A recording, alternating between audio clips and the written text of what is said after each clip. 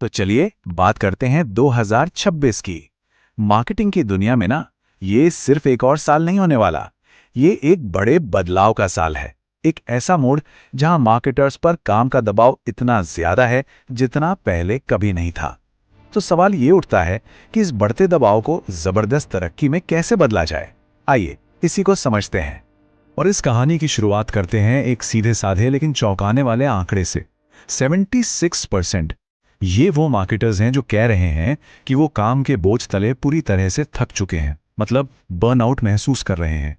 ये एक बहुत बड़ा नंबर है। अब सवाल यह है कि आखिर इतनी थकान क्यों? वजह वजह इस एक लाइन में छिपी है। मार्केटिंग से उम्मीदें तो हर दिन बढ़ रही हैं, काम तेजी से स्केल हो रहा है, लेकिन टीमें और बजट वो वहीं के वहीं हैं। और इसी खींचतान में आज हर मार्केटर फंसा हुआ है। तो यहीं से शुरू होती है मार्केटर की सबसे बड़ी दुविधा, है ना, कि कम में ज्यादा कैसे करें। कम लोग, कम बजट, पर नतीजे नतीजे चाहिए सबसे बेस्ट। यही वो पहेली है जिसे आज हम सुलझाने की कोशिश करेंगे। इस प्रेशर से निपटने के लिए मार्केटर्स के हाथ में जो पहला और सबसे ताकतवर हथियार है वो है एआई, आर्टिफिशियल इंटेलिजेंस। इसे आप एक तरह का सुपर फास्ट इंजन समझिए जो कम वक्त में ज्यादा काम निकलवा देता है। और ये कोई हवा हवाई बात नहीं है। जरा आंकड़े देखिए। पूरे 82% मार्केटर्स का ये मानना है कि हाँ, एआई टूल्स ने उनकी प्रोडक्टिविटी को सच में, मतलब सच में बढ़ाया है। लेकिन यहां कहानी थोड़ी और दिलचस्प हो जाती है। सवाल यह है कि प्रोडक्टिविटी बढ़ी तो है, पर कितनी। देखिए, 35% लोग कहते हैं कि हाँ, जबरदस्त फायदा हुआ है, पर लगभग आधे 47% का कहना है कि फायदा ठीक ठाक ही रहा। मतलब साफ है, एआई गेम में तो है, पर इसका असली पोटेंशियल अनलॉक होना भी बाकी है।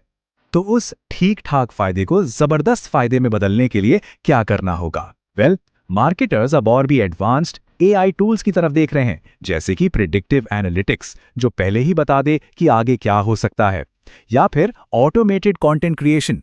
ये सब वो चीजें हैं जिन पर अब पैसा और ध्यान दोनों लगाया जाएगा। पर देखिए, एआई को अपनाना इतना भी आसान नहीं है। और मजे की बात यह है कि सबसे बड़े रोड़े टेक्नोलॉजी में नहीं है। असली दिक्कतें तो ऑर्गेनाइजेशन के अंदर हैं। डेटा प्राइवेसी की चिंता, पुराने सिस्टम के साथ एआई को जोड़ने की सिरदर्दी, और सबसे बड़ी बात, टीम के पास सही स्किल्स का ना होना। ये है असली चैलेंज। तो एआई की बात तो हो गई। अब आते हैं कहानी के दूसरे और शायद सबसे जरूरी हिस्से पर, और वो है ऑथेंटिसिटी, यानी असलीपन, एक भरोसे वाला कनेक्शन। इसे आप ह्यूमन कनेक्शन इंजन भी कह सकते हैं। ये वो चीज है जहां आपके क्रिएटर्स और आपके कस्टमर्स ही आपके सबसे बड़े स्टार बन जाते हैं।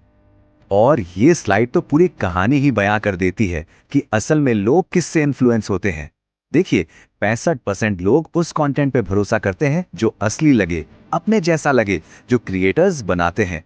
और दूसरी तरफ बड़े बड़े सेलिब्रिटीज, उनका असर सिर्फ 14% लोगों पर होता है। फर्क साफ है ना? तो अगर असली और भरोसेमंद कंटेंट ही काम करता है, तो जरा सोचिए, एक ब्रांड के अपने खुश कस्टमर से ज्यादा असली और भरोसेमंद और कौन हो सकता है? कोई नहीं। और बस यहीं से तस्वीर में आता है यूजीसी, यानी यूजर जनरेटेड कंटेंट। हाँ, ऑथेंटिसिटी सबसे जरूरी है, पर हजारों क्रिएटर्स और कस्टमर्स में से सही लोगों को ढूंढना, उनसे बात करना, ये सब कैसे होगा? यहीं पर टेक्नोलॉजी फिर से हीरो बनकर आती है। इस तरह के टूल्स सही इन्फ्लुएंसर को ढूंढने और इस पूरे प्रोसेस को मैनेज करने में मदद करते हैं। पर यहां एक बड़ी इंटरेस्टिंग बात सामने आती है, जिसे हम यूजीसी गैप कह सकते हैं। चार्ट को देखिए। 82% मार्केटर्स मानते हैं कि यूजीसी बहुत जरूरी है, बहुत ज्यादा। पर असल में सिर्फ 31% ही इसे अपनी स्ट्रैटेजी का एक अहम हिस्सा बनाकर लगातार इस्तेमाल करते हैं। मतलब कहने और करने में एक बड़ा फासला है। तो हमने एआई की बात की, ह्यूमन कनेक्शन की बात की। अब इन दोनों को जोड़ने के लिए चाहिए एक तीसरी चीज, और वो है एक तेज तर्रार और फोकस्ड स्ट्रैटेजी। इसे एक ऐसा इंजन समझिए जो आपकी सारी एनर्जी को सही जगह पर लगाता है ताकि रिजल्ट्स जबरदस्त मिलें। तो सवाल यह है कि मार्केटर्स अपना फोकस रख कहां रहे हैं? 2026 में उनकी टॉप प्रायोरिटी क्या है? देखिए, इंस्टाग्राम 48% के साथ साफ तौर पर लीडर है, लेकिन उसके ठीक पीछे लिंक्डइन और टिकटॉक भी तेजी से अपनी जगह बना रहे हैं। अच्छा, प्लेटफॉर्म्स तो चुन लिए, पर इन पर दिखाएंगे क्या? ये स्लाइड उस कहां को क्या से जोड़ती है। और यहां तो कोई शक ही नहीं है, शॉर्ट फॉर्म वीडियो 73% के साथ इसका राज कायम है और लगता है आगे भी रहेगा। अब देखें, जब स्ट्रैटेजी इतनी फोकस्ड है, प्लेटफॉर्म्स चुन ली हैं, कंटेंट टाइप भी पता है, तो ये जानना भी तो जरूरी है कि जो मेहनत हो रही है उसका कोई फायदा भी हो रहा है या नहीं। यहीं पर इस तरह के एनालिटिक्स डैशबोर्ड काम आते हैं। ये साफ साफ बताते हैं कि क्या चल रहा है और क्या नहीं।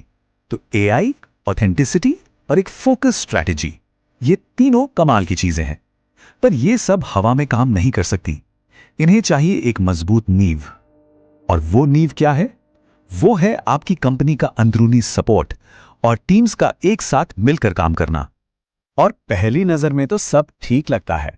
लीडरशिप सपोर्ट की बात करें तो लगभग 84% लोगों को लगता है कि उनके लीडर्स नई चीजों को ट्राई करने के लिए बढ़ावा देते हैं। ये तो बहुत अच्छी बात है, पर कहानी में एक ट्विस्ट है। और वो ट्विस्ट ये है कि सिर्फ जुबानी हौसला देना एक बात है और असल में बजट और टूल्स देना वो दूसरी। और सच्चाई ये है कि लगभग 1/3 टीमों को जरूरी पैसा और सामान सिर्फ कभी कभी ही मिल पाता है। और बस यहीं आकर सारी अच्छी स्ट्रैटेजीज अटक जाती हैं। और कुछ ऐसा ही हाल टीम वर्क का भी है। हाँ, ज्यादातर टीमें साथ मिलकर काम कर रही हैं, जो कि अच्छी बात है, लेकिन अभी भी एक बड़ा हिस्सा है जो अलग अलग अपने अपने दायरे में काम कर रहा है। इससे होता क्या है? काम तो धीमा होता ही है, साथ में कई अच्छे आइडियाज और मौके भी हाथ से निकल जाते हैं। तो आखिर में हम कहां पहुंचते हैं? देखिए, 2026 की लड़ाई सिर्फ नए टूल्स या नई टेक्नोलॉजी अपनाने की नहीं है। असली सवाल तो ये है कि क्या आपकी ऑर्गेनाइजेशन के अंदर वो एकजुटता, वो मजबूत नींव है जो इस प्रेशर को प्रोग्रेस में बदल सके। क्या आपका संगठन आने वाले कल की इन चुनौतियों के लिए सच में तैयार है? ये सवाल सोचने वाला है।